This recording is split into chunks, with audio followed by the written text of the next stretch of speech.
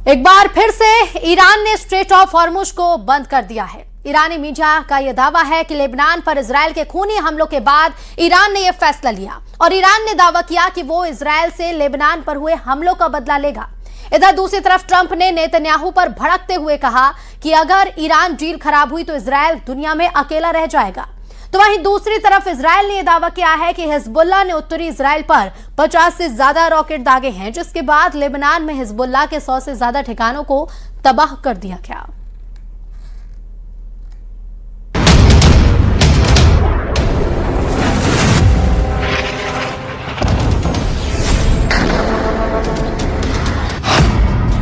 Hezbollah पर Israeli हमले, Iran बंद करेगा हॉर्मुज। 72 घंटे के अंदर ही ईरान अमेरिका के बीच हुए अंतरिम समझौते यानी एमओयू की धज्जियां उड़ने लगी हैं। राष्ट्रपति ट्रंप की लाख धमकियों के बावजूद प्रधानमंत्री नेतन्याहू ने दक्षिणी लेबनान में अंधाधुंध हवाई और जमीनी हमले शुरू कर दिए हैं। रिपोर्ट्स के दावों के मुताबिक इजराइल के ताजा हमलों में हिजबुल्लाह लड़ाकों समेत 47 से ज्यादा लोग मारे गए, जबकि 48 घंटे में इजराइल ने हिजबुल्लाह के 100 ठिकानों पर हमले कर दिए। इजराइल के इन हमलों से अमेरिका पूरी तरह से बौखला गया है, क्योंकि ईरान ने धमकी दे दी है कि लेबनान पर इजराइल के लगातार हमलों की वजह से ईरान डील पर आगे बढ़ना जरा भी संभव नहीं है। कुछ खबरों में दावा किया गया कि ईरान किसी भी वक्त स्ट्रेट ऑफ हॉर्मुज को फिर से बंद कर सकता है। इधर नेतन्याहू ने दो टूक कह दिया कि वो डील के बिल्कुल खिलाफ नहीं है, लेकिन दक्षिणी लेबनान से ना तो इजरायली सेना हटेंगी और ना ही हिजबुल्लाह पर हमले रुकेंगे। जब कुछ घंटों पहले ही अमेरिकी अधिकारियों की तरफ से दावा किया गया था कि इजराइल और हिजबुल्लाह के बीच सीज फायर हो चुका है, लेकिन उसके बाद भी इजराइल के लड़ाकू विमानों ने लेबनान में कोहराम मचा दिया है। इधर अमेरिका के उपराष्ट्रपति जेडी वेंस ने इजराइल को धमकाते हुए कहा कि अगर अमेरिका ने इजराइल का साथ नहीं दिया तो दुनिया में इजराइल अकेला रह जाएगा। कुल मिलाकर अमेरिका और ईरान की डील के बीच इजरायली हमले अब ऐसी रुकावट बनते जा रहे हैं जो ईरान डील को तबाह कर सकते हैं। सबसे पहले देखिए वो हमले और खबरें भी जिसने लेबनान में इजरायली हमलों के बाद कोहराम मचाना शुरू कर दिया है।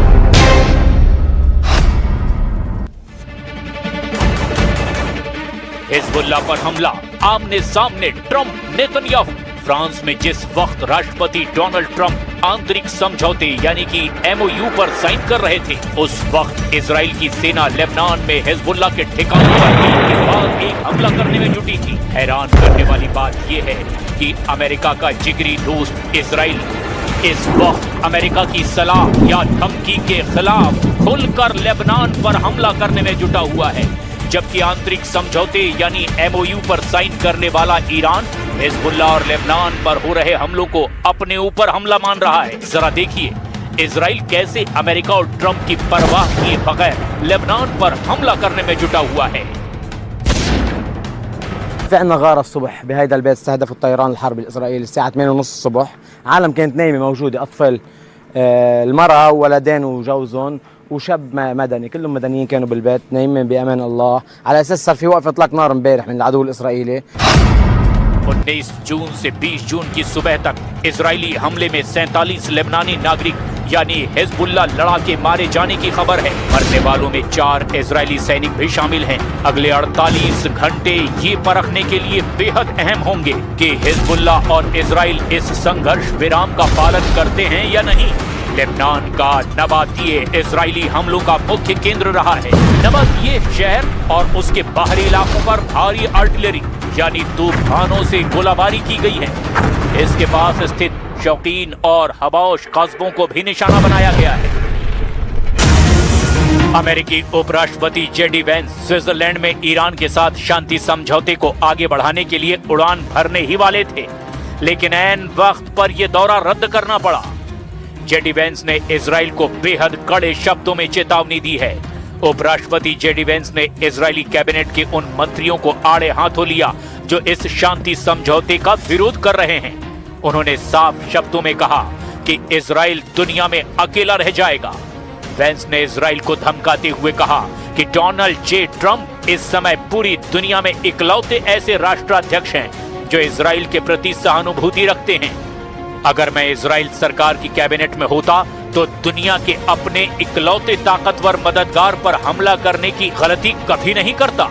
अमेरिकी प्रशासन इस बात से नाराज है कि जब भी शांति समझौता करीब होता है तब बेरूत या लेबनान में कोई बड़ा धमाका या हमला इजराइल कर देता है।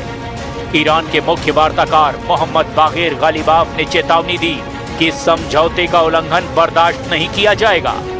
अगले 48 घंटों में ईरान और अमेरिका के अधिकारी कतर या स्विट्जरलैंड के जरिए बातचीत को दोबारा पटरी पर लाने की कोशिश में जुटेंगे। مهمترین بندهای تفاهم ما با آمریکایی‌ها در موضوع لبنانه که در بند 1 به اون اشاره شده و تاکید شده بر حفظ تمامیت ارضی لبنان و خاتمه جنگ در همه جبهه‌ها به شمول لبنان، به ویژه لبنان که در این تفاهم 3 بار نام اون تاکید شده، هم خاتمه جنگ در لبنان، هم حفظ تمامیت ارضی لبنان.